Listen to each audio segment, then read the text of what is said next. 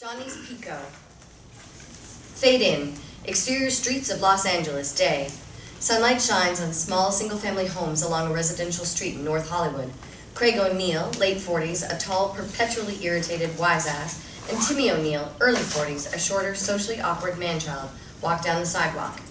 Craig carries a stack of lost dog flyers. Timmy carries a roll of Scotch tape. They arrive at a light pole. Craig hands Timmy a flyer. Timmy painstakingly tears exact-sized pieces of tape. Just tape it. Just tape it! Craig snatches the flyer and tape. He affixes it to the pole with way more tape than is necessary. Timmy puts his fists under his chin in a mild panic. We have 150 total flyers, and a standard roll of Scotch tape has 300 inches. That means we need to use exactly 2 inches of tape per flyer. Now we're gonna run out of tape. Here's the thing, and I know this sounds crazy. If we have extra flyers, I'll throw them in the fucking garbage. They move to the next light pole. You just used 4.7 inches of tape on one flyer. At that rate, you'll waste 86.2 flyers. Danger, Will Robinson, danger! I am not a robot. And you're not giving these flyers a chance to work. They don't have to work. It's just a favor. She's old. She won't know. Craig tapes another flyer and they move to the next pole. Uncle Pat would be mad if he heard you say that, and he wouldn't waste tape either. Well, Uncle Pat is dead. Timmy looks crestfallen. I know! Stop saying that! And stop bringing it up.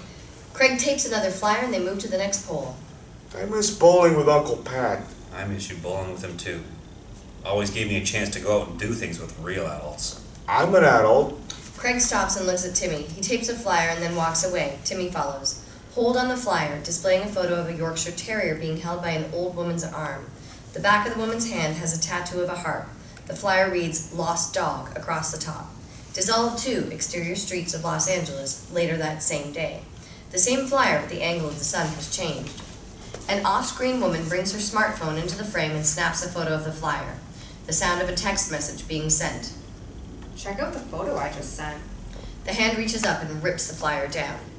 Interior smart car driving, same day. Craig drives a smart car, a tiny vehicle with barely a back seat. In addition to being the only car they can afford, it's nimble and can fit places an average car cannot. Timmy rides shotgun, eating a hamburger. He has a blob of ketchup on his cheek. We're going to finish this job, we're going to get paid, we're going to pack up, and we're finally going to go home. We've lived here for 19 years and 92.4 days. We can't call New Jersey home. It's home to me. If it's home, why do we stay here so long? People get stuck in their lives all the time. Why do you think everyone's always so miserable? I'm not miserable. That's the beauty of being you, Tim. You've got something on your face, by the way. Timmy wipes his clean cheek. The ketchup blob remains on his face. Did I get it? Yeah, you got it.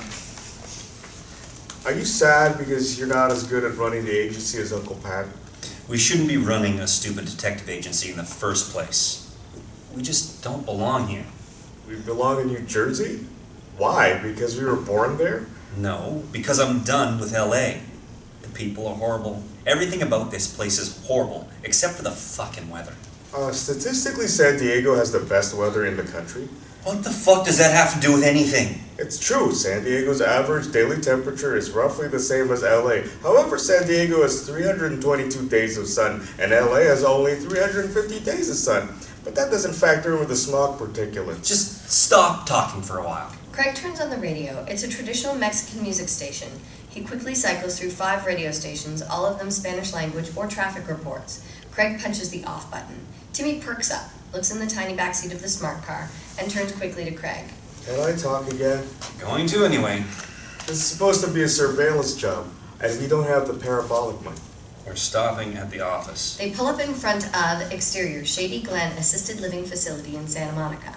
The smart car drives past the sign out front of the facility and pulls up to an impossibly small parking space. After several quick maneuvers, the car is easily parallel parked. Interior Assisted Living Facility, front desk area. A feeble elderly man lies catatonic in a rolling hospital bed with his arm outstretched. Craig high-fives him. Wanda, a middle-aged, heavy-set black woman, wears a pale green pantsuit with color-matching long fingernails. She is the facility manager and greets them as they enter. Hey, Craig. Hey, Timmy. Hi, Wanda. Timmy, baby, you got ketchup on your face. A lot of ketchup. Wanda gives Timmy a wet nap from the counter. Timmy glares at Craig as he cleans his cheek. Any bills for us? A few. Good. Shred them, because we're out of here very soon. Wanda puts a small stack of bills into the shredder under the counter. She hands Timmy a single open envelope. Except this one. Timmy takes a government check from the envelope, grabs a pen, and begins endorsing it with incredible precision. Finally moving back to Jersey? I'm gonna miss you guys, and so is Morty. We're gonna miss you too. If you want to keep cashing these Medicare checks, you might want to study on Pat's signature. Oh, I already got that shit down. I was just being polite. Timmy proudly hands the endorsed check back to Wanda. When Morty kicks, the money train stops, okay? I don't need to end up in federal prison. What was today's lunch? Salisbury steak with jello. For dessert? Nah, underneath. Craig and Timmy both grimace. They head up the hallway. Interior assisted living facility hallway. Craig and Timmy walk down the long, nondescript corridor, past several closed doors. They turn into a room. Outside the room, improperly nailed to the wall, is a sign. Private O Investigations. Below the sign is a standard hospital sign reading M. Rubenstein P. O'Neill. Interior Mort's room, the office. The front door opens almost directly into the bathroom. Just beyond the bathroom is an occupied bed. Mort Rubenstein, an elderly man, sits watching TV using a parabolic mic.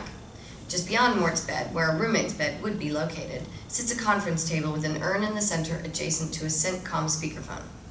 Next to the window is a desk with a phone and some random pieces of equipment, cameras, etc. Next to the desk is a white erase board with Private O Investigations. Morty, how's the king of the Jews? Mort turns the parabolic mic towards the guys. Shh! I'm watching I Dream of Jeannie. Ooh, that Bahrain. The unkosher things I'd do to her. You gonna give her your pickle spear, Morty? Watch your mouth. Barbara Eden was a true lady.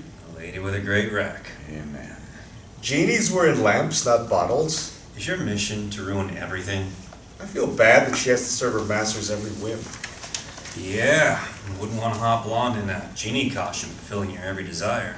That'd be terrible. Timmy walks to the urn and puts his hand on it. Hi, Uncle Pat. Craig walks to the desk, opens a small gun safe, and nonchalantly clips the gun and holster to his belt. Hello, you Uncle Pat.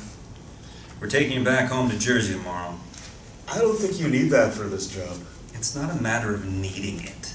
I haven't fired it in 18 years. I just have it because we're supposed to have it, and you won't carry one. Craig takes the parabolic mic from Mort and hands him the remote control. They head out the door. Hey, I can't hear Jeannie now. When's the last time you got a boner from something a woman said? They exit. Interior smart car parked 1 hour later. Craig and Timmy watch and take photos as a man exits a minivan and walks to a motel room door. He is greeted by a woman with long blonde hair. Timmy has the parabolic mic headphones around his neck. Craig looks through the camera viewfinder. Well, she was right. I don't know why a person would marry someone then cheat on them. Some people know what loyalty is, some people don't. Timmy lifts the headphones towards his ears. They are really active in there, Craig. Sex sounds like it could be fun, I guess, but also effort and pain and sweaty and sometimes crying, spanking, and choking. If you're doing it right. It seems scary, like earthquakes, spiders, and prolonged eye contact. I wouldn't worry about it. Oh, good. No, you shut up. I am going to have to worry about it. Because I'm going to find the perfect woman, and I'm going to have lots of sex with her, and I'm going to marry her. So, fuck you. Why don't you save the fucking for your imaginary girlfriend? You're mean sometimes. Like, a lot of times. Yeah, life's tough. Interior smart car parked 30 minutes later. The guys perk up as the man exits the motel room, gets in his car and leaves. They watch as the blonde woman exits and removes a wig, revealing short brown hair. It's Celeste. Craig snaps a photo and looks up incredulous. Oh, that's funny. Exterior motel parking lot. Craig exits the car and crosses the street. Timmy follows. They confront the woman. So, let me ask you a question. What is this? What is all this? Guys, hi. Did you get good photos? Yes, you're pretty loud. Oh, Timmy, you're so cute. Craig pulls the memory card from his camera and holds it out to her. Tell me we're still getting paid. Of course you're getting paid. Paying you to watch us is the best part. It wouldn't be much fun for my husband and I without you. She takes the memory card, opens her purse, and pulls out an envelope of cash. She hands it to Craig. I'll call you about next week. Don't bother. Craig grabs Timmy and pulls him back across the street towards the car. Bye, Celeste. They get in the car and speed off. Exterior driveway of guest house that evening. As Craig and Timmy exit the smart car, their landlady approaches. It's Dorothy Busher, a sweet-looking old woman. She carries a Kleenex and has tear stains on her face. Her hand carrying the Kleenex has the tattoo of a heart on it. Craig, Timmy, have you found little ducks? I'm sorry, Dorothy. We haven't found your dog yet. But earlier today, we were just... Doing private eye things. We don't want to bore you with the specifics. Oh, please, find ducks. Ever since my husband passed away. A story that we have heard before and cherish. We will find your dog, I promise. Yes, Dorothy. We will do everything we can to find your dog. Oh, thank you, boys. Would you like to come in for some tea and cookies? Hey, that sounds... Craig grabs Timmy by the collar and starts to pull him towards the guest house. We'd love to, but we can't. Timmy and I have a lot to prepare before a long day of looking for your dog. They enter the guest house. Interior guest house later that night. The guest house is a studio apartment with a living bedroom, a kitchenette, and a bathroom. There's a fold-out couch in the middle of the room. The apartment is filled as though it's a storage facility for a fraternity. Craig is boxing up everything. Timmy stands with his arms folded in silent protest. You can pout all you want. We're still leaving tomorrow. You lied to her. Stop being a brat and help me. Timmy looks down. After a moment, he grabs a Warrant cherry pie poster, rolls it up, and puts it into a box defiantly. There's no way all of this will fit in the car. Interior guest house later that same night. The room is filled with boxes, most marked trash, some marked ship, and 3 small ones marked car. The guys kick off their shoes and slide into their bed. Good night, ceiling fan. Good night, area rug. Please, stop. Good night, kitchenette. I said stop. Good night, window treatment. Craig reaches over and punches Timmy in the arm. Man. Good night, Los Angeles. Interior Geoff's, a diner, the next morning. Craig and Timmy are sitting in their booth at their favorite diner for brunch, Geoff's Diner on Pico. It's old, outdated, and moderately clean. A C rating placard from the Board of Health hangs in the window. Are we gonna hang more flyers? No, we're leaving for New Jersey. Well, you told Dorothy we'd... Right. It's called a lie. You've heard of lies, right? As they talk, intercut between what is occurring at the diner and what is happening back at Dorothy's home. Interior Dorothy's living room simultaneous. Dorothy is hand dusting a small collection of Hummel figurines and collectible European teaspoons, one by one. The front doorknob turns, making a clicking sound. Boys, is that you? Interior Geoff's, a diner. Taylor, a disaffected teenage waiter, approaches the booth. Hi, welcome to Geoff's. Would you like... Hi, Taylor, it's us. Oh, come on, man. I gotta get through this. Armin and Sarman are gonna be pissed. Standing behind the counter, pretending to organize straws, are Armin and Sarman, 2 Armenian brothers surreptitiously glaring at the booth. Would you like to try our new Mexican flapjacks? We absolutely would not. Wait, what are Mexican flapjacks? It's a pancake with jalapenos in the batter, served with a honey chipotle butter. Great, so a plate full of diarrhea. Pass. Interior Dorothy's living room. Flashes of feet and hair suggest that the 2 intruders are a man and a woman. A pair of leather-jacketed arms grab Dorothy by the shoulders and throw her to the ground. Interior diner. Yeah, I know. I just have to say it. So the usual then? I'll have the... Hamburger deluxe, very well done, extra ketchup. And you want the meatloaf plate with mash and vegetables, no fucking peas, and 2 Cokes. Is that it? Ian forgot one thing. What? A smile. I always hated you. Well, you're in luck. This is our farewell Los Angeles meal, Taylor. Thank you, Satan. Taylor forces a quick show of teeth and then turns to the kitchen. Interior Dorothy's living room. A flash of piano wire wraps around Dorothy's neck, with female hands holding the wire. The sound of breaking furniture and glass rings out as she flails. Interior diner. Taylor walks up with 2 Cokes, puts them in front of the guys, and turns to leave. Taylor, why do you hate us so much? Taylor turns back to Timmy. I don't hate you. I hate your asshole brother. Gonna miss you. Taylor continues to leave, and without turning back, Fuck yourself. Taylor disappears into the kitchen. Why do you hate Taylor? I don't hate Taylor. I hate my life. Craig grabs a crayon from the centerpiece on the table and tosses it in front of Timmy. Timmy flips his placemat over to the Snoopy-themed side, featuring kids' puzzles. Timmy zips through and completes all the puzzles in less than 15 seconds total. Interior Dorothy's living room. Dorothy's lifeless body lays on the ground.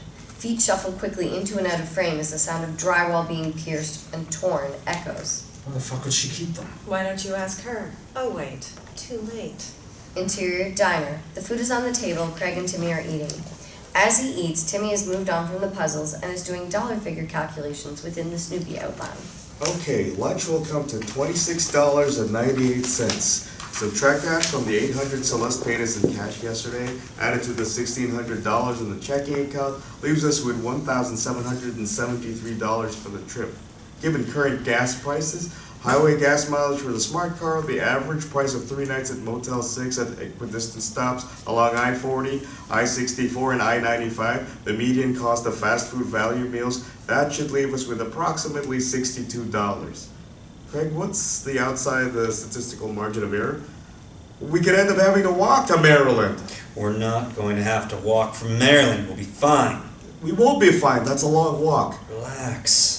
Your math is wrong. My math is never wrong. I've got some extra cash. Don't worry. What do you mean we have extra cash? Where did you get the extra cash? From the gig. I already factored that in. Well, you're off by $600. The only way I could be off by $600 is if you didn't... Craig touches his nose and points at Timmy. You didn't pay Dorothy the rent last week. She doesn't need the money, and we do. The only reason she even rented us that guest house is because she's a lonely old lady. It doesn't matter. We lied to her and now we've stolen from her. It's not stealing if she doesn't miss it. We're gonna go back and pay her what we owe her. Is that right? Interior Dorothy's living room. We see the backs of the two assailants as the male punches a hole in the wall. Interior diner. Timmy pulls out a bank card. I have an ATM card too. I will walk back there and pay her myself if I have to. Oh, fine. But when we're carrying the smart car on our backs up the Jersey Turnpike because we ran out of money, I don't want to hear a goddamn word from you. It's physically impossible for the two of us to carry a car on our backs. Please, shut the fuck up and eat. Interior Dorothy's living room, later that same morning. Looking up at the slightly ajar front door, we can hear Craig and Timmy as they walk up the exterior steps. Dorothy? You home? Craig knocks on the door and it swings open. He sees the body immediately. Hello? Shit. Timmy squeezes past Craig, who reacts too late to stop him. Dorothy, we've got your... Timmy swallows his patented low-pitched, closed-mouth scream with his fists under his chin. The guys slowly walk toward the body. Timmy, in shock, can't take his eyes off the body. This sucks. We gotta go. What do you mean? We can't go. No, we gotta go. Now. Craig takes a step towards the door. Timmy glares at him. Craig recognizes that glare. Fuck. Craig snaps into professional mode and begins surveying the rest of the room, which is in shambles. He slowly reaches back and pulls his 9mm handgun from his backside belt clip. Tim, check for a pulse and see if she's still breathing. Why do you have your gun out? Because whoever did this might still be here.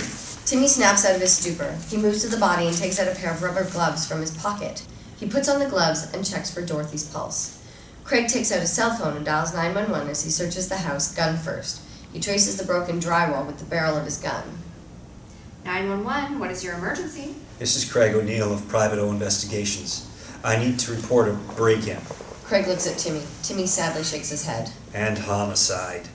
The victim is Dorothy Busher, 1115 Baldwin Avenue, North Hollywood. Perpetrators may still be in the vicinity. Craig listens to the now muffled voice of the 911 operator. Timmy averts his eyes from Dorothy and spots a crumpled lost dog flyer near the body. He scowls. Thank you. Can I choose who you dispatch to this call? Interior Dorothy's kitchen later that same day. Timmy and Craig are seated facing two LAPD detectives, Detective Frank Smith and Detective Frank Wessels, who are leaning against the kitchen table. Even though it's 2014, the detectives are dressed like they stepped out of the movie LA Confidential, wearing pinstripe suits, slicked hair, and wide ties with tie clips. Listen, O'Neill, we respected your uncle, but you and little Asperger's over here are out of your depth. Don't be a dick, Frank. We just came back to pay her the rent. His name is Detective Smith. I know that, Frank. His name is Detective Wessels. Why are you guys always so mean? Some people are just mean, Tim. By the way, fellas, by my count, you still owe us $5,000 for that racehorse. Shut up about that fucking horse. Now tell us again, how do you know the deceased? Since we've already told you twice now, would you like me to answer this round in Spanish? Listen, pal. I'm just trying to understand how you two end up here after you're supposedly already left town. Like we said, we had to pay her the rent that we owed her. Yeah, pretty convenient that she's dead now, huh? How is that convenient? How is any of this convenient? She was a sweet old lady.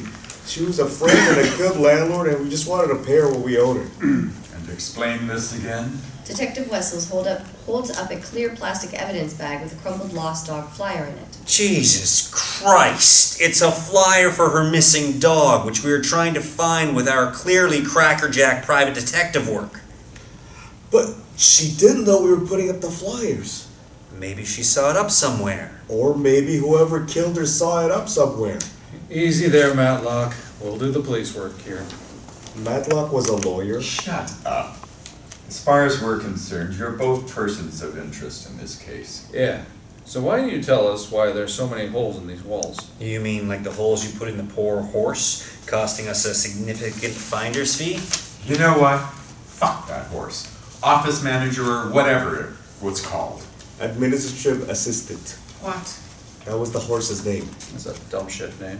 That's not a reason to shoot a defenseless animal. It was menacing and aggressive. It was muzzled and tied to a hitching post. Enough about that loser racehorse. It was 12-7 odds to win the Preakness that year. Another word about the horse and I'm arresting you both. Now tell us about these holes. Well, I'm no Matlock, but perhaps they were looking for something.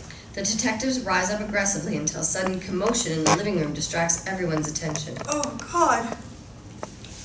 Please, miss, please don't touch the body. Interior Dorothy's living room. Timmy, Craig, Smith, and Wessels enter the living room to see what's going on. They observe Karen Busher, Dorothy's daughter, being consoled by a female officer. Karen is attractive and 40 years old, wearing slacks, a blouse, and a doctor's lab coat. Oh, she's my mom. I'm sorry for your loss, ma'am. These two private investigators discovered the corpse. Wessels elbows Smith. Your mother. Private investigators? We were tenants. We started renting the guest house shortly after your father passed. Right. She mentioned that. Karen starts to sob. Craig gives Karen a full-on inappropriate hug. He strokes her hair. If there's anything I can do for you... Timmy pinches Craig's arm. Ow. Craig releases the hug. Your mother was a very sweet lady. We have a few questions we need to ask you. I'm sorry. I just need some water.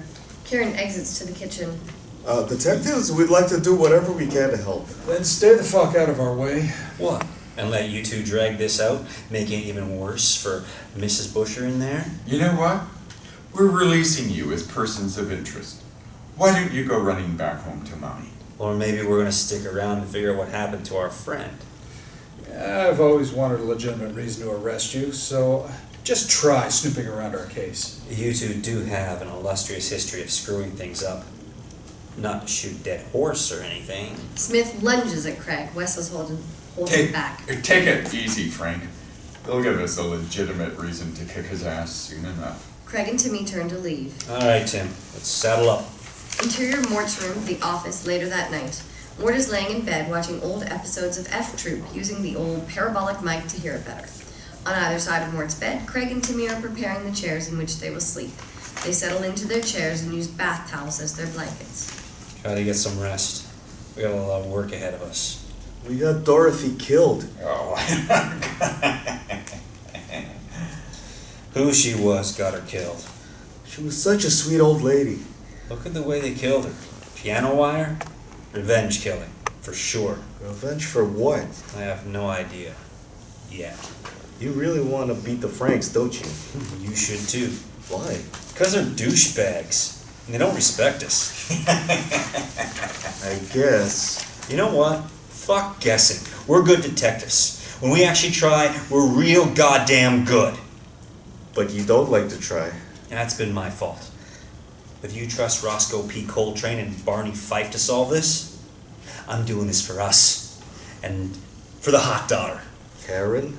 Yes, hot Karen. Well, I'm doing this because we owe it to Dorothy. Dorothy. Hot Karen. Us. All worthy causes. Good night, Tim. Good night, Craig.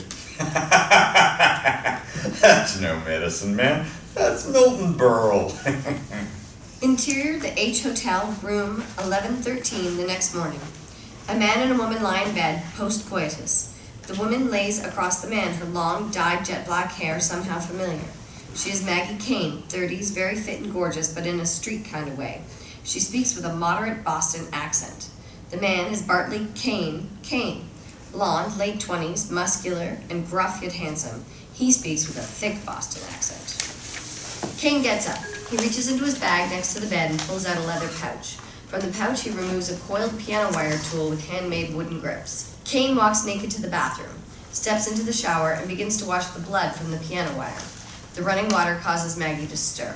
Maggie rolls over, grabs the phone, and dials the front desk. I need 2 orders of fried eggs, bacon, black pudding. Okay, well then put me through to room service. They're not gonna have black pudding, stupid. This is LA, not Dublin. Don't call me stupid. I'm just saying, they're not gonna have black pudding. Don't call me stupid. Hi, yes, I need 2 orders of fried eggs, some bacon, black pudding. You don't know what that is? It's simple. You slit a pig's throat, you collect the blood along with some juicy bits, then shove it into its own intestines and fry it up. It's fucking delicious. Fine, just sausage then. And some fried potatoes. Name is Kane, room 1113. Maggie hangs up angrily. Kane has finished his shower and returns with a towel around his waist. He puts the piano wire back into the leather pouch. We paid her back, now let's go home. There's a flight to Logan at 4:30. Killing that bitch was just step 1. We didn't find it, and we're not leaving till we do. So what? Are we supposed to scour the whole goddamn city? No, we just need to find the daughter. We find her, we collect what we came for, then we go home. Kane removes his towel and climbs on top of Maggie. How long before room service shows up? Who cares? Give Mommy a kiss. Kane stops and looks at her. Don't say that, it's weird. It's technically true. No, it's not. You're my stepmom, and if my dad ever finds out, he'll kill both of us.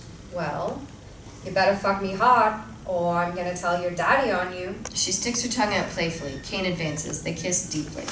Interior hallway of office building, morning. Craig and Timmy are walking down the hallway towards Karen's medical office. I don't think she'll be at work today. Her mother was just murdered. Well, where is she then? She wasn't at home. If our mom was murdered, I wouldn't be able to work the next day. When Mom died, you didn't leave your room for almost a year. I blame that and the power lines next door. For what? For Craig raises his hand up and down as if to present Timmy to himself. everything. They open a door labeled Little Rainbows Pediatrics, Karen Busher, MD. Interior, Karen's office reception area. The waiting room is full of sick kids. Craig and Timmy approach the receptionist, Connie. Oh, wonderful. The Junior Ebola Festival. Neither one of you is a child. She's not gonna be here. We should leave. Hi. We're looking for Dr. Karen Busher. All of these people are also looking for her. Do you have an appointment? We don't, but it's important we talk to her. Is she here? No, she's back there. Would you like to go rustle up a sick toddler and return? Wow.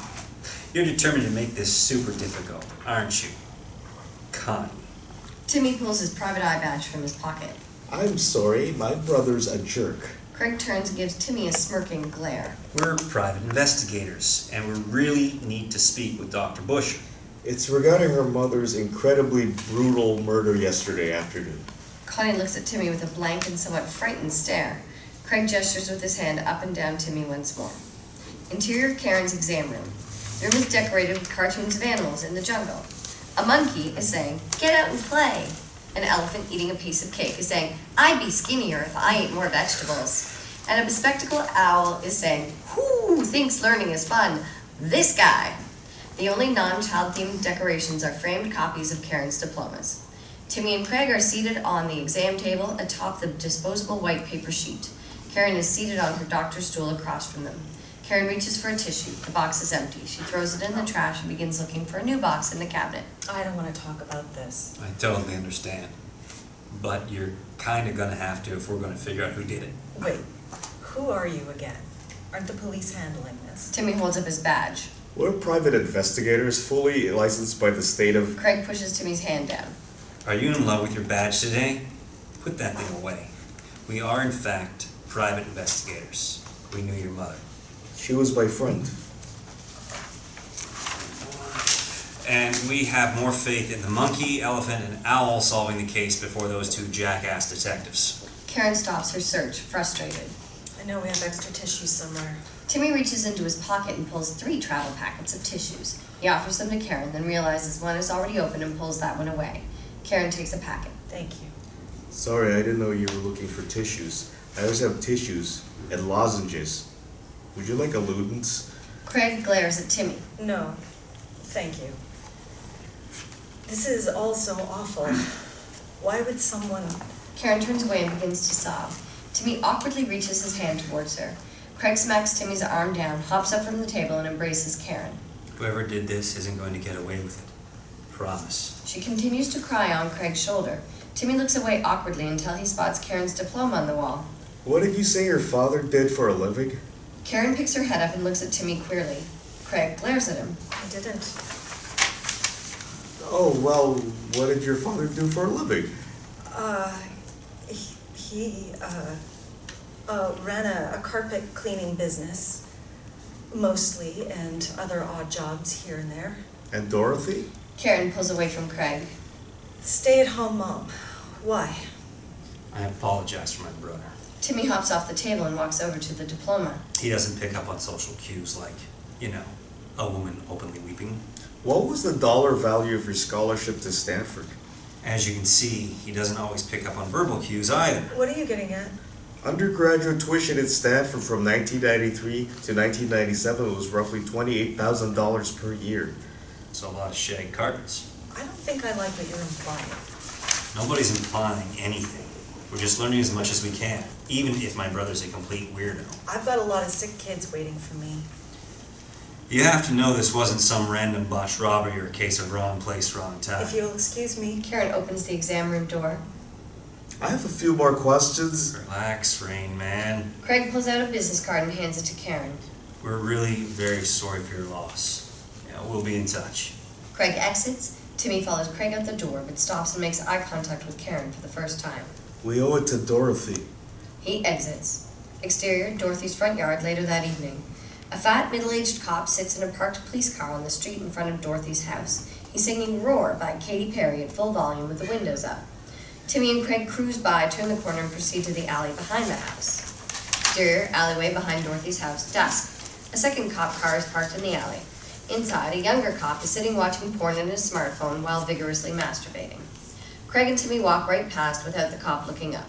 Timmy stops and stares. His eyes get wide. Craig reaches back and pulls Timmy away. Is that normal sized? Exterior, Dorothy's backyard, dusk. Craig and Timmy sneak through the back fence into the yard behind Dorothy's house, scooting past the guest house where they used to live. They move quickly up the back steps, put on vinyl gloves, and retrieve the hide-a key from a planter by the back door. Craig unsticks the police tape from the door. They unlock the door and quietly enter the crime scene, ducking under the police tape with tiny LED flashlights in hand. Timmy moves toward the living room and Craig disappears into the stairway. Interior, Dorothy's living room. Timmy averts his eyes from the blood-stained carpet. He steels himself, takes a deep breath, and begins his process. Timmy begins mathematically tracing the steps of the intruders around the living room. He methodically pantomimes Dorothy's murder and subsequent ransacking of the house. Interior, bedroom. Craig is not as mathematical as his brother, but he's very thorough and very focused. He steps over the dresser drawers and notices a photo album on the floor. Craig picks up the album, turns the page, and notices the edge of a hidden photo jutting up from behind a baby picture of Karen. Peels back the plastic layer and reveals an entire page of hidden photos. Craig sits on the edge of the bed, somewhat stunned. Craig whistles like a bird down to Timmy. Timmy whistles back. Craig whistles again, and Timmy responds again. Frustrated, Craig pulls out his cell phone and dials. We're not birds. This is not a conversation. Get up here. Moments later, Timmy enters the bedroom. He sits next to Craig and glances the photos. Look at this. The photos show a young Dorothy and young Gus in a variety of social settings in the mid-70s in Boston. Dorothy and Gus with Red Sox Hall of Famers Carlton Fisk and Carl Yastrzemski at a car dealership, standing in front of a bright red Pontiac Firebird. Dorothy and Gus smoking cigars with legendary Celtics head owner, coach Red Auerbach. Dorothy and Gus backstage with Tom Scholes and Brad Delp from the 70s classic rock band, Boston. Carl Yastrzemski and Carlton Fisk? You hate the Red Sox. I do hate the Red Sox. Red Auerbach? Yep. Who are those guys? That is Tom Scholes, the mercurial control freak founder and lead guitarist of the band Boston. And that's Boston's lead singer, the late Brad Delp, greatest singer in rock and roll history. I know that band. Their debut album sales record and currently has sold as many copies as Ace of Base's debut album. That is a travesty. Yeah, they should have released more albums. Hey, Tom Scholz was a perfectionist. What are you gonna do? It's like Dorothy and Gus were famous or something. Yeah. Or something. I think they were... Timmy gives his index finger and pushes his nose to the side, giving the universal symbol for the mob. Jewish? No. He pushes his nose again. Coke addicts? No! Timmy pushes his nose even more forcefully, getting frustrated. Craig pulls his arm down. Yes, I know. The mob. I'm fucking with you. They're very clearly in the mob. Well, that makes sense. I think I figured out what went on downstairs. Okay. Spit it out. There were 2 killers, one definitely female. How do you know? Timmy holds up a long black hair in a small plastic bag. This was on the carpet. Where'd you get the baggie? Timmy begins pulling a series of small plastic bags from his pocket, as though he's a magician. He then pulls out a random Q-tip, stares at it surprised, and then cleans his ear. Craig exhales and stops Timmy from pulling anything further from his pocket. So? They were looking for something. It wasn't just about money. We never noticed before, but there's about $1 million worth of antiques in that living room, even taking into account the broken items. There's a Revolutionary Warrior, a Hapless gentleman's chest that is worth $350,000. Definitely rules out burglary. Not that we didn't know that. Dorothy was killed by someone who was not looking for a quick score, and who might have known she and Gus were in on the mob. Craig nods. He pulls his cell phone back out and dials. Hi, it's Craig O'Neill. From earlier, I know you're probably closing up for the night. I don't want to alarm you, but I need you to stay there and keep the door locked until we show up. No need to call the police. We found some photos at your mother's house that you really need to see. Just hang tight. We're on our way. Craig and Timmy head to the door. Interior Karen's office waiting area, later that same night. Karen sits nervously with her bag in her lap in one of the reception chairs nearest the door. The only light in the room comes from outside in the hallway. A shadow passes by the frosted glass, followed by a brisk banging knock. Karen remains seated, unsure of what to do. After a beat, there's a typical dun dun dun dun dun dun dun knock. Karen still does not move. The sing-songy knock is repeated but capped by Craig's voice. Dun dun dun dun dun. It's us. Karen gets up and unlocks the door, letting in Craig and Timmy. She keeps the light off. I was hoping I wasn't going to see you guys again. So, what is it? You were hoping not to see my brother again? Or both of us? Both of you. Ooh, truth hurts, little brother. You said you had something to show me. Timmy hands the old photos to Karen.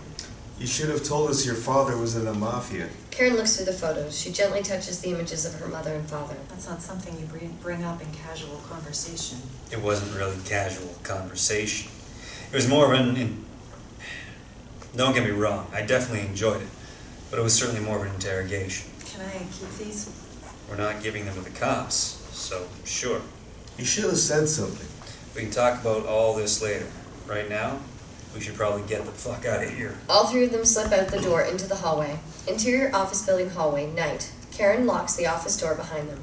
They move towards the elevators. Craig flips the car keys to Timmy. Get the car. We'll meet you up front. Why do I have to get the car? Because you have the keys. Timmy breaks off and heads down the stairwell. Really need to get after-hours parking in this building. We had to park 3 blocks away, at a meter. Craig hits the elevator button. The elevator arrives. Craig and Karen enter. Interior office building elevator. Music plays softly. I didn't tell you the truth because what my parents did years ago was something I've always tried not to think about. Well, you better start thinking about it, because I think you're next. Why? They're looking for something in your mom's house. And if I was them, I'd want to talk to you about it. I think we should call the police. That's a tremendously bad They're the idea. police. Frank and Frank. They're barely police. Jesus, they're barely adults. We put this in their hands and we'll all end up in the morgue. The elevator doors open into the lobby. So I'm supposed to put my faith in you two? Put your faith in me. I have a winning smile and great personality. Ladies first. They exit the elevator. Interior office building foyer, night. The foyer is dark and empty. Craig and Karen move toward the front door of the building. I'm gonna call the police. Karen takes out her phone and starts to dial. Craig grabs it and hangs it up, then immediately hands it back to her. Let's split the difference. Let's get out of here, and Tim and I will take you to the police. I can't believe I just said that. Headlights shine from the street, catching Craig and Karen's attention. There's Tim. Let's go. That was fast. Exterior sidewalk in front of office building, night. Craig and Karen exit the building only to watch a different smart car continue past. It wasn't Timmy after all. Just then the doors to a black Jaguar open, and out climb Maggie and Kane. They move toward Craig and Karen. Back inside. What? Karen spots Maggie and Kane approaching. Oh, Karen turns back, but the door has auto-locked. She struggles to get her key to unlock it. it's locked. Maggie and Kane approach to within 10 feet and stop. Miss Lynch, you have something that belongs to us. Your mother, to her credit, didn't give it up. She was a tough Irish bitch. I didn't picture you guys being so good looking. Are you an item? Who the fuck are you? Besides a guy who looks like a pussy. Kane nods at Maggie, looking for validation. She rolls her eyes. We don't need our words to be hurtful. We have guns. Craig and Kane pull their weapons out at the same exact time. Everyone freezes. Ooh, it's like a Clint Eastwood movie. Maggie draws her gun. I prefer Tarantino. In a flash of headlights, the smart car drives up onto the sidewalk, forcing Kane and Maggie to dive out of the way. Comes to a sudden stop inches from Craig and Karen. Craig and Karen jump into the car, Craig into the passenger seat with Karen on his lap. They take off down the sidewalk and back onto the street, speeding out of sight. Kane and Maggie struggle to their feet. What? Did I tire you out this morning and you let them get away? Excuse me, I was just hit by a car. You were almost hit by a fucking golf cart. Now let's go. Maggie and Kane move to their car. Interior, diner, night. Same booth as before. The waiter, Taylor, stands over the booth as Craig, Timmy, and Karen all try to look relaxed, though they cannot hide their nerves. I thought you were leaving. I was hoping I wasn't going to see you guys again. Why does everyone keep saying that to us? Missed you too, Taylor. Well, welcome back to Geoff's. Can I... We'll have the usual. Come on, man. Armin and Simon stand behind the counter pretending to organize the sugar packets as they surreptitiously glare at the booth. Would you like to try our new Mexican fish fillet? No. Wait. What is a Mexican fish fillet? It's frozen Gordon's fish sticks with jalapenos and served with a honey chipotle butter. Great. So everything comes with jalapenos. Does this week. What's next week? Capers. It's Greek week. You're gonna put capers in pancakes. Yep. Served with the honey chipotle yogurt sauce. We order the same thing every time, like most of the people we hear. Ah ha ha ha. I give you free side of jalapenos. Enough with the fucking jalapenos. Jalapenos give you. Simon points to his bicep and then to his crotch. Yeah, bro. Armin and Simon exit to the kitchen. We'll have the usual. And for the lady, A glass of water and maybe some crackers. goodbye tip.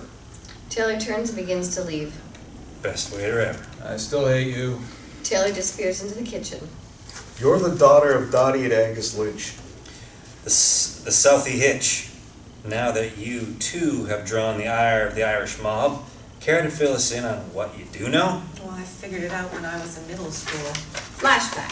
Interior, Lynch Garage, 1988. My parents were having some friends over, and my father was in the garage getting some folding chairs, back before they converted it into a guest house.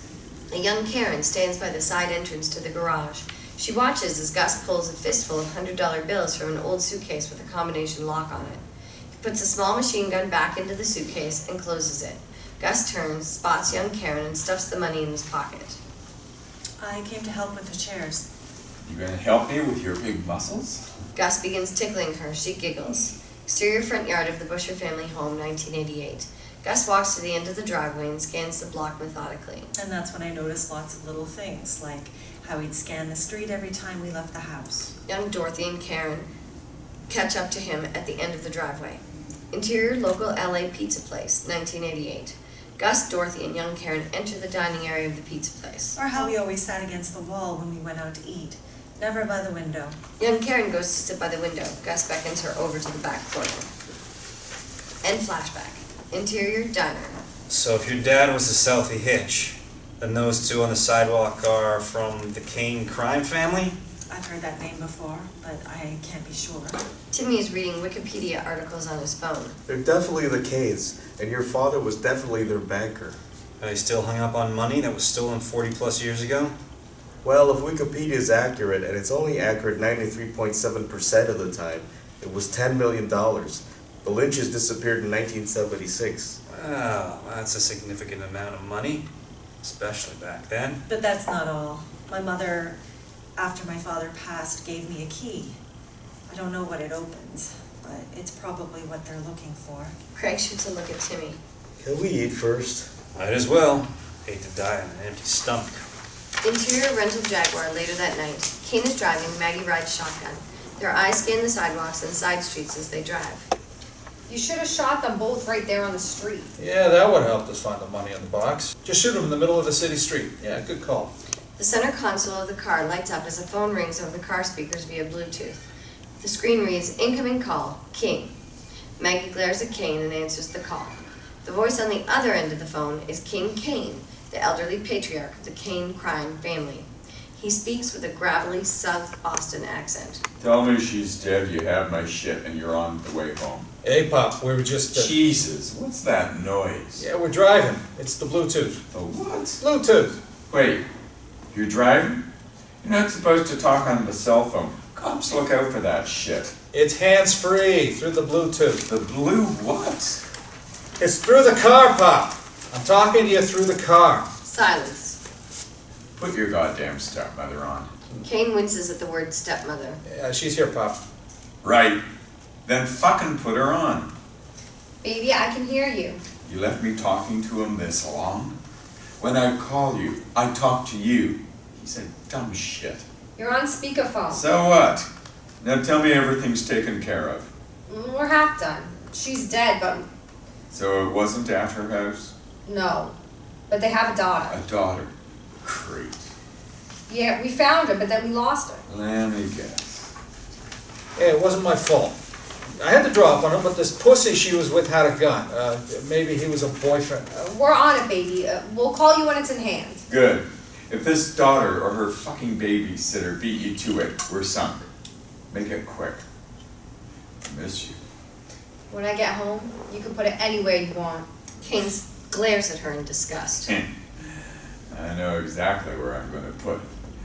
Call me tomorrow with an update, sweetheart. Love you, baby. You too. A loud click. The console screen reads, "Call ended." You don't let me do butt stuff. You're not the king. Interior smart car driving later that night. Karen, Craig, and Timmy are packed into the smart car as they approach Karen's house. Good idea, Tim. We'll park around the back. The car continues driving, Timmy's head on a swivel. And now we're passing her house a second time. I circled the block the first time to make sure they weren't waiting for us. I circled the block the second time to make sure they didn't show up while we were circling the block the first time. We are eventually going to stop, right? I've been dealing with this since 1974. They pull to a stop in the alley behind Karen's house. Exterior Karen's house, back alley, night. Karen, Craig, and Timmy exit the smart car and stealthily approach the back door to Karen's house. Karen unlocks the door and they enter. Interior Karen's house, kitchen, night. Karen, Craig, and Timmy stop just inside the back door. The kitchen has clearly been ransacked as foodstuffs, dishes, and flatware lay strewn about the floor. Craig moves through into the living room, stationing himself by the front window as watchout. As he moves, we see additional destruction. Holes have been punched in the drywall, couch cushions have been slashed, the TV stand has had its glass door smashed with the DVD player pulled out, destroyed, and the TV turned on its side. The dining room table is completely upended and the chairs knocked aside with the seat pads removed and slashed. Karen stands in the doorway between the kitchen and the living room in disbelief. Timmy stands beside her.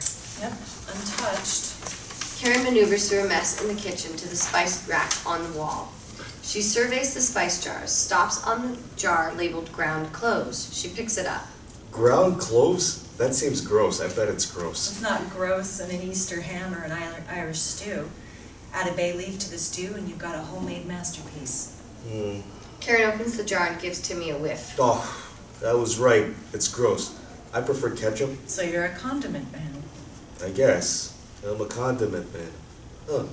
Karen reaches into the jar with her fingers and pulls out a key hidden within. Well, I'm a spice girl. She's struck by what she just said. And is this what they want, what they really, really want? Awkward pause. Timmy stares at her, then... Posh Spice is the only one who's maintained financial stability because she married David Beckham. I was making a joke.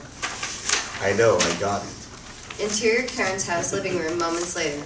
Craig is standing vigilant at the front window when the window becomes fully illuminated by the headlights from Kane's Jaguar. Nothing ever goes my way. Ever. Craig draws his gun. Is it them? Good guess. Craig pulls open the side portion of the bay window, fires 3 shots out the window, and immediately retreats to the kitchen. The window explodes with gunfire. Exterior, Karen's house, backyard, continuous. Karen, Craig, and Timmy rush out the back doors. We hear the front door of the house being kicked in. I hope we got what we came for. They rush to the car. Craig hops in the driver's seat, Karen into the passenger seat, and Timmy on her lap. Kane bursts out of the house into the backyard, gun drawn. He fires at the smart car as it speeds away down the alley. Immediately, the Jaguar, driven by Maggie, screeches to a halt in front of Kane. He hops in and they begin their pursuit. Exterior, LA city streets, moments later. The smart car races out of the alley and makes a sharp turn down a residential street.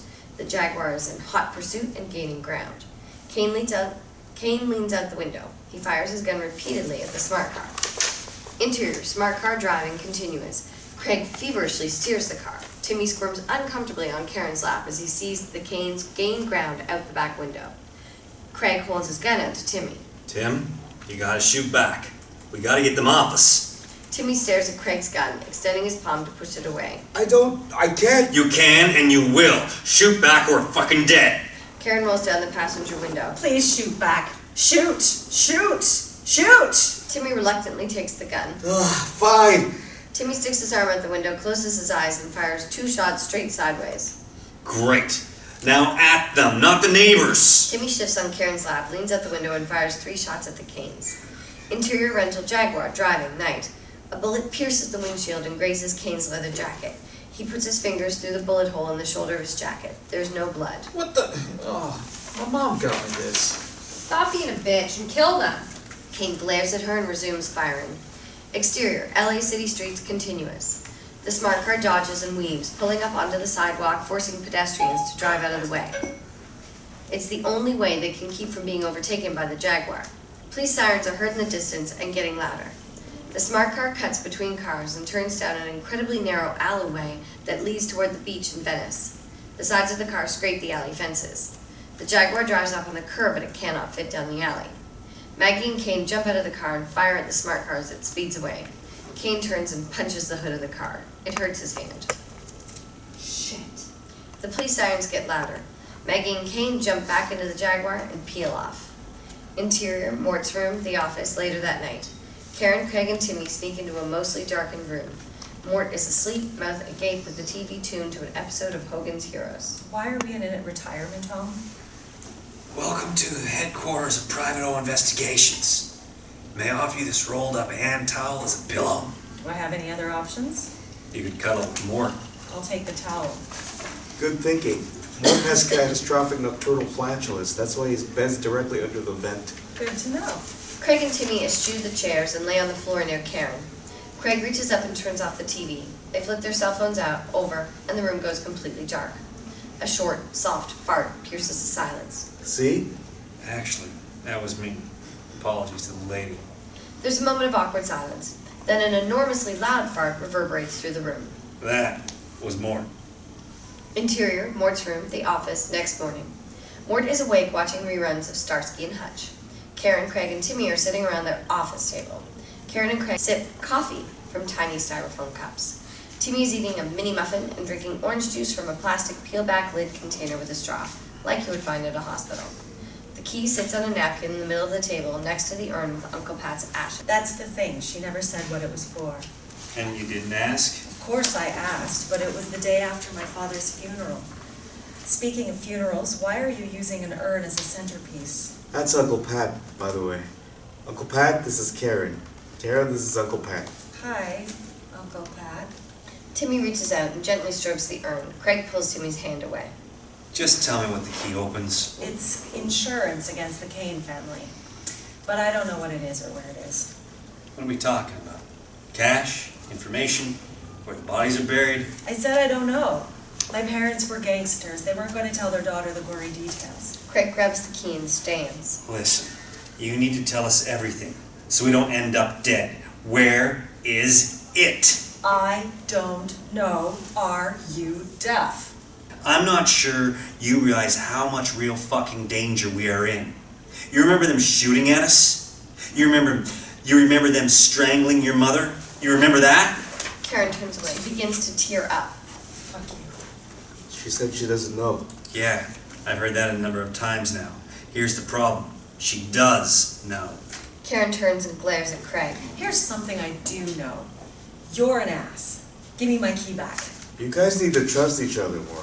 Craig and Karen look at Timmy. He has a point. Shut up, Tim. Don't tell him to shut up. Or what? Craig laughs and puts the key in his pocket. The nurse, Dee Dee, walks in with Mort's morning medication. Well, well, well. If it isn't my favorite pair of dicks. She knows. Hi, Dee Dee. Are all the mini muffins gone?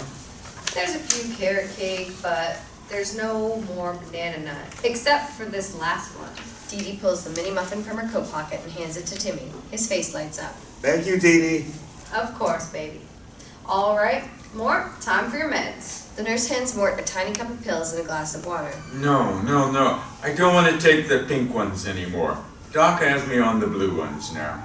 Let me check. She grabs Mort's arm and checks his wristband, which lists his medications. You're right. You're a senile old man, but you're right. I'll be back. Dee Dee exits. Timmy stares at Mort's wristband. He speaks while not breaking his gaze. One of her flyers was next to your mother's body. She wouldn't let ducks out of her sight. She was distraught when he disappeared, and she was desperate for us to find him. Timmy bolts out of his chair, goes to the desk, grabs a folder, and pulls the flyer of Dorothy and ducks they had used for the flyer. He holds it out to Craig and Karen. The dog's collar holds the key. Actually, your asshole brother has the key. Ducks must have the lock. And your words are hurtful. Interior Karen's house bathroom that same morning. Detective Smith and Detective Wessels are surveying the crime scene. They are huddled by the sink where the medicine cabinet is open and the contents are strewn about. Smith picks up a bottle of conditioner. Wessels picks up Karen's toothbrush, sniffs it, and lets out a creepy, almost sexual utterance. Women just smell better. I had a girlfriend once who smelled weird. I kept buying her perfume, but she wouldn't wear it. Super annoying. What does she smell like? Kind of like a pillowcase with drool on it. Smith closes the medicine cabinet and pauses, checking himself out in the mirror. Wessels joins in. I think I look good with a beard. You think we should start wearing fedoras? We're detectives who could totally pull it off. I think if I go with a beard, no fedoras. Okay. Get back to me on that. I know a hat guy. A momentary pause. Why are we in the bathroom? Wessels looks around, then shrugs. It's part of the crime scene. He picks up Karen's hairbrush and sniffs it, then takes the conditioner from Smith. He smells both in quick succession. Yep. Interior Karen's house, living room, moments later. Smith and Wessels enter the living room as Smith pulls his cell phone from his pocket and dials.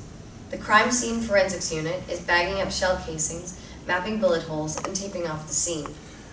Hello, Miss Busher. This is Detective Frank Smith of the LAPD. We hope you're safe. Your house, however, is not. Please call us as soon as you get this message. What'd she say? It was her voicemail. What did her message sound like? Probably like her toothbrush smelled. Nice. Wessels glances back at the bathroom doorway. I'll be right back. Interior, the H Hotel, room 1113 that same morning. Kane and Maggie wake up from a brief and restless night's sleep. They sit up, half naked on the bed. Kane inspects the hole in his leather jacket. I love this jacket. Get over it. After we killed this bitch and her two retarded sidekicks, I'm taking you to the gun range to learn how to shoot. Yeah, you drive like a chick. It's hard to aim like that. I'm sure it was my fault. In your defense, women are just genetically not as good at driving. Oh, really, asshole? Your dick is half the size of your father's. What'd you fucking say? We're talking genetics. Maybe you were adopted. Kane leaps on top of Maggie and puts his hand on her throat. Oh, don't hurt me. Kane applies more pressure with his hand. Maggie sticks out her tongue at him. Kane slaps her. She laughs at him and pushes him off. Kane voluntarily rolls off of Maggie. She immediately rolls on top of him. Stop being such a pussy. I'm fucking with you. Maggie reaches to the nightstand and picks up a lost dog flyer and her cell phone. She dials the number listed on the flyer for private O investigations. Let's give our friends a call. The phone rings. Interior Mort's room, the office, later that same morning. Karen, Craig, and Timmy gather their things to leave in search of ducks. The office phone rings once and then clicks. Then Craig's cell phone rings. They stop in their tracks, a bit confused. Craig answers his cell in a businesslike tone. Private O investigations. This is Craig. Hello, Craig. This is Maggie. The lady who's gonna kill you and your girlfriend and your butt buddy. He's not my butt buddy. He's my brother. You're not gonna kill anyone else. Anyone else. Why don't you just make this easy on all of us and just tell me where you are? Ooh, let's exchange locations. That way I can have the LAPD come by and arrest your crazy ass. I don't view myself as crazy so much as criminally eccentric. That sounds like something a crazy person would say. Potato, potato. Where are you? Emotionally, I'm in a rocky place. Physically, go fuck yourself. Maggie calmly stands up, still partially naked. Her face becomes visibly tense. Your lady friend has something that belongs to my family. And we want it back. Today. If we don't get it back today, you, your brother, and your girlfriend will all be dead. Do you understand? She's not my girlfriend. He looks at Karen. We have chemistry, but right now, she hates me. But chicks do that, you know. You're vaguely feminine. Craig hangs up and he, Karen, and Timmy quickly exit the room. Interior, the H Hotel, room 1113, continuous. Vaguely feminine. Hello? Motherfucker? Why don't you just Google them? Shut the fuck up! Maggie Googles private O investigations on her phone. She holds up the map results to Kane. He puts on his leather jacket and grabs his gun. They move to the door. Interior, smart car driving moments later. Craig drives while Timmy sits on Karen's lap. They scan the side streets and alleys for ducks. So, this is honestly the first time you've ever actually been out looking for ducks. We are a real private investigation company. We're just doing your mother a favor. You're a real private investigation company, and this is your car. Fair. We are a failed real private investigation company. Lost pets are notoriously difficult to find. In fact, the odds of finding a pet decrease by 2% each day the pet has been missing. Great. By that math, we have a negative percentage chance of ever finding ducks. Way to keep hopeless alive, Rain Man. Well, exceptions exist. Those are real things. Why do you take so much crap from him? It's his birthright. Now stop leading the witness. Oh, hush up. Hush up? Hush or unhush in whatever direction I damn well please. See, he's mean to me because he's unhappy. He thinks he needs to take care of me. He doesn't. He's just scared to be on his own. Wow. I think you're probably right. I'm mean to everyone because I'm unhappy. And I would kill you to be alone. See, he still resents my parents for dying. I know how that is. This whole situation is my parents' fault. I hate to break up this pity party, but what are we doing?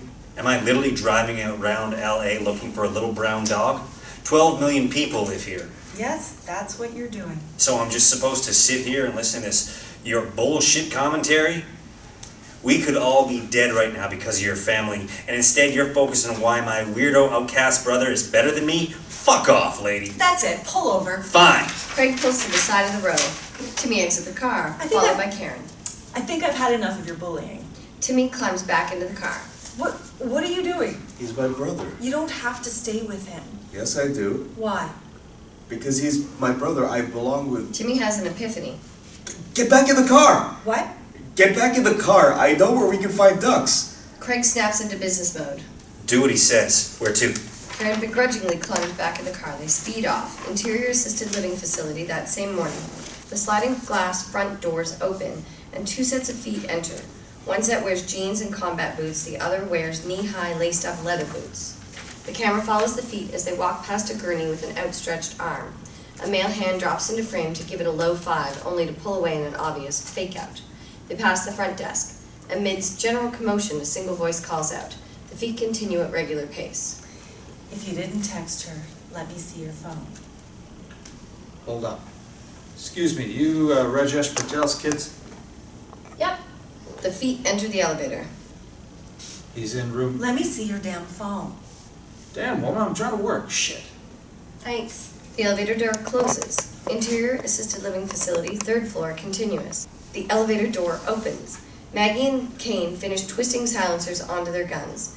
They hold the guns inside their jackets, give each other a nod, and exit the elevator. Interior Mort's room, the office, continuous.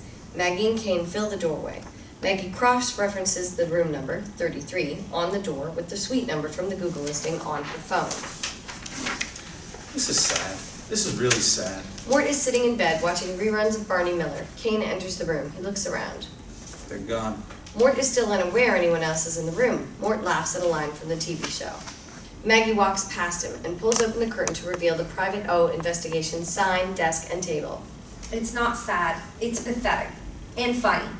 I don't know if we should kill them or let them live. What? I'm kidding. We're gonna kill them. Maggie pushes Kane's gun down and nods toward Mort. Kane approaches Mort. So, old timer, you know where your friends are? We got a case that needs to be solved. Shh! I'm watching Barney Miller. We see how it's spelt like it's pronounced. Oh, Grandpa, don't you remember me? Who are you? I'd remember you. You got great tits. Now listen. Maggie raises her hand to tell Kane to back off. She moves closer to Mort and presses her breasts together, making her cleavage more pronounced. Do you remember where your friends here went? Did they say anything? Yowza. Sure. They said the dog has the key. Or the lock. Or a collar. Or fleas. Dogs have lots of things. Speaking of dogs, let me see those puppies. So the old man's dog, the collar. Thank you, Grandpa. She crosses behind him and closes the door to the room. All right. Here comes the show. As Mort focuses on Maggie, Kane grabs a pillow from the chair and moves towards Mort. Exterior cemetery that same day. Dux, the dog, is laying next to a headstone which reads, Gus Busher, loving husband and father. Dissolve 2, flashback. Interior Lynch bedroom, Boston, 1970s. A young Angus, Gus, and young Dottie, Dorothy, are frantically packing 3 open suitcases. Dottie is sobbing. Angus places 3 large accounting ledgers and several bricks of cash, roughly $1 million, into the largest suitcase. Where are they gonna go? I'll tell you when we get there. I don't like this. He's gonna find us. Just call the FBI. I'm not going to have the feds tell me where I'm going to live my life. Now hurry up. Dottie is overcome. I can't.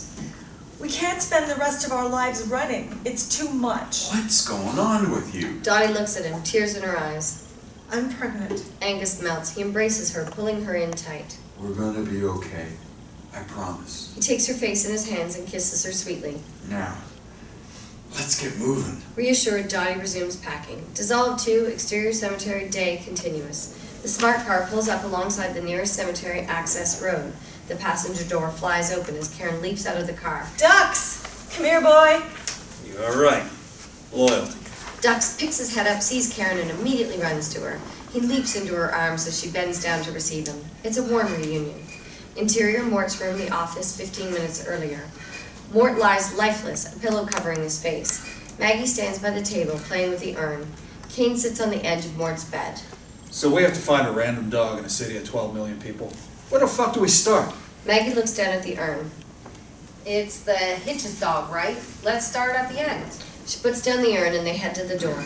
Exterior cemetery, same as before. Craig and Timmy walk up. Craig reaches towards Dux's collar and Karen smacks his hand away. Ow. Stop with the hitting. You're not allowed. Karen turns to Timmy. He hesitatingly removes the collar and reads the following 5 faded words inscribed on the inside of the collar. Johnny's, Pico, Red, Bird, Boot. The fuck does that mean? Guessing it's a code? You think? Any ideas? Timmy hands the collar to Karen. She reviews it. Haven't faintest. Do you really not know? Or are you just telling us you don't know and later you'll tell us that you actually do? Oh, you want to have another fight now?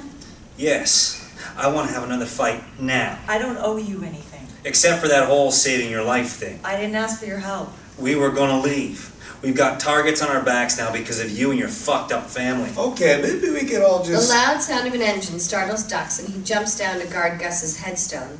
The rental Jaguar comes cutting across the grounds and screeching to a halt. Terrific. Run! Kane and Maggie emerge from the Jaguar, guns firing. Kane, Craig, and Timmy duck behind headstones on the way towards the smart car. Craig pulls his gun and fires back. Karen looks around for Dux. He's laying whimpering on the ground by Gus's headstone. He's been shot. Dux! Karen